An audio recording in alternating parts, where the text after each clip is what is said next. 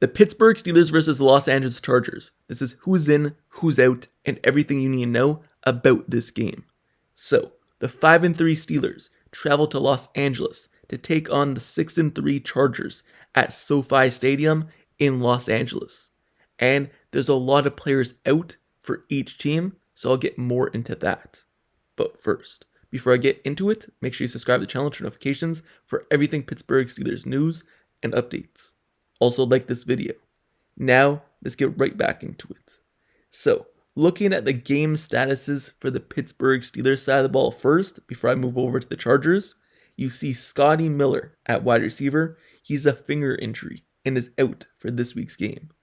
Will Howard, he's on injured reserve, so he would have to be activated for the game, but he has a right hand injury and is listed as questionable. You also look at Corey Trice Jr., who has returned to practice with a hamstring and knee injury. He is also on injury reserve, so if he wants to play, the Pittsburgh Steelers will have to activate him off injury reserve. He's also listed as questionable for this week's game. You look at players like Jabril Peppers. He has a quad injury and he's out. Also, linebacker Cole Holcomb, he has an illness and is ruled out as well. And the biggest one is guard Isaac Seumalo with a pec injury. He's also listed as out. So, let's move over to the Los Angeles Chargers injury report for this week's game. And you look at defensive lineman Deshaun Hand. He has a groin injury and is ruled questionable.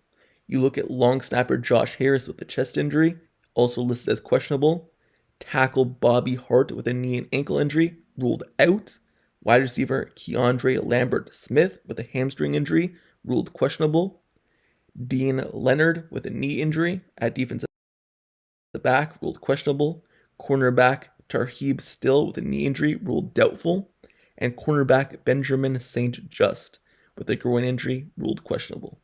So, looking at the Chargers, they have a lot of people ruled questionable. More so, the Steelers have players ruled out. But we're just going to have to wait and see for both sides of the ball with those players. Anyway, let's talk about the injury report and how it affects both teams before I move on to the actual game being played on the field. So moving back to the Steelers side of the ball, because you look at a player like Isaac Seumalo, he is ruled out, and it's the first time this season where a starting offensive lineman going into the year has not played in a game. So that means the Pittsburgh Steelers are going to have to turn to Spencer Anderson at the guard position. And how does that affect the Steelers? Well, you know they use Spencer Anderson as the extra offensive line. So now they won't be able to do that unless they turn to a different player to be the extra offensive line. But they like Spencer Anderson in that role. So who knows if the Pittsburgh Steelers are going to utilize that package on game day as they have in the previous weeks. You also look at Jabril Peppers. Him being out means the Pittsburgh Steelers' depth at safety is once again hindered, and they may have to go to Kyle Duggar a lot more, and maybe Chuck Clark a lot more. And also Cole Holcomb, this is his second week in a row being ruled out with illness.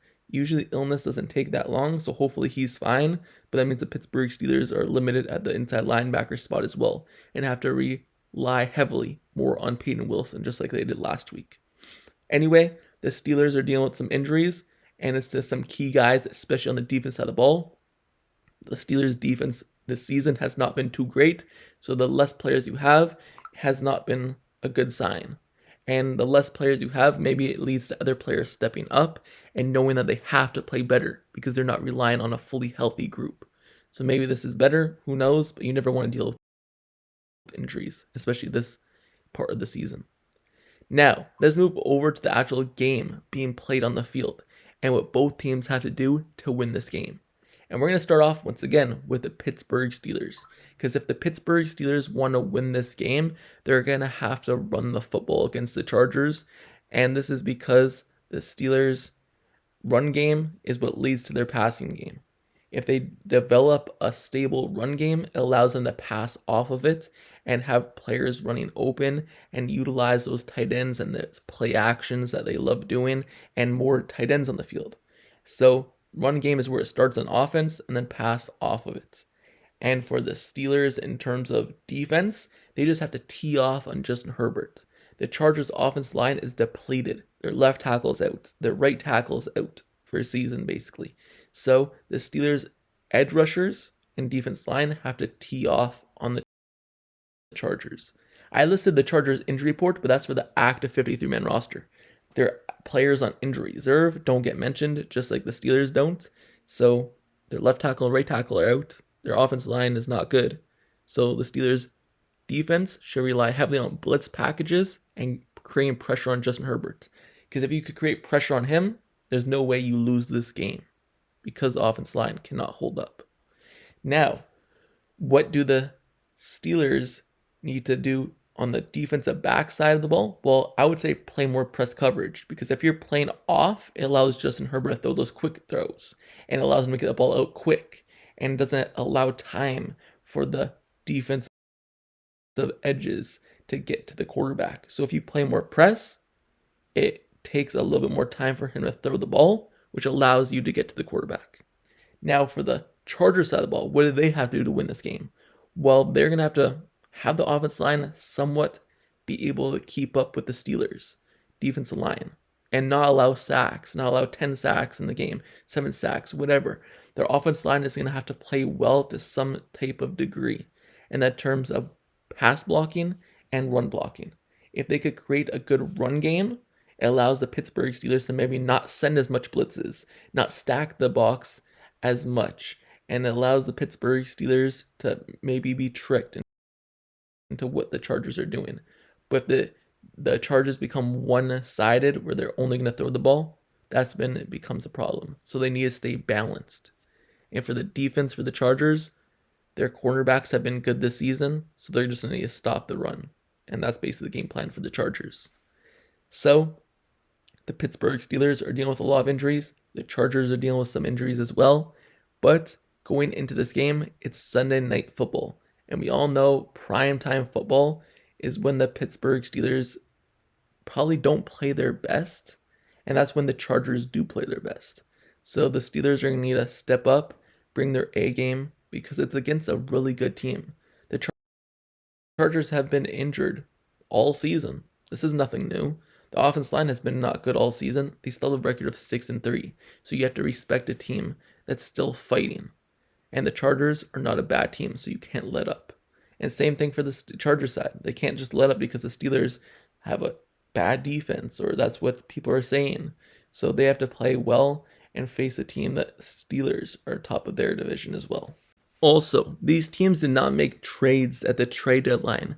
So if you're suspecting that the Pittsburgh Steelers knew that they had some trouble in their defense or trouble in their offense, it's their fault that they didn't make trades to fix that. So they're going to have to play the rest of the season with these guys. So they better step up. And same thing with the Chargers. If they had trouble in the offensive line, they didn't trade for an offensive line that's actually going to be successful.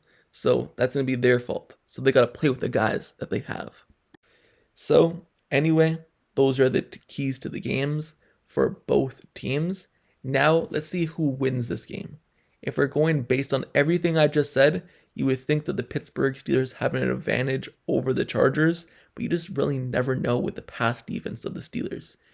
I say play press coverage so you allow time for the quarterback to get sacked, but the defensive coordinator, Mike Tomlin, Terrell Austin, they just don't be doing that. And the most obvious things are not obvious sometimes. I still do think the Steelers will win this game, but it should be a less competitive game, I believe. But it's always going to be competitive when you're dealing with the Steelers. So I believe the Steelers do win this game, but it's going to be a little bit tricky towards the end. Anyway, that's my thoughts on it. But let me know your thoughts down in the comments below on who wins this game. Do you think the Chargers take it home, or do you think the Steelers take it home? And what do you think the keys to the game will be? Who are you most looking forward to watching and maybe having a great game against either side of the ball? Let me know your thoughts down in the comments below. Me personally, like I said, I think the Steelers win. I think Jaylen Warren has a big game, and the defensive line for the Steelers have a big game in terms of edge rushers. Anyway, that's my thoughts. Let me know your thoughts in the comments below. But also, make sure you subscribe to this channel and turn notifications for everything Pittsburgh Steelers news, updates, highlights, analysis reports. Everything surrounding this team all season, I have you covered no matter what it is. Every news you're looking for, it'll be right on this channel. So stay tuned, like this video, share this video, subscribe with notifications on, and until the next video tomorrow, I'll see you guys all later. That's it for me. I'm out. Peace.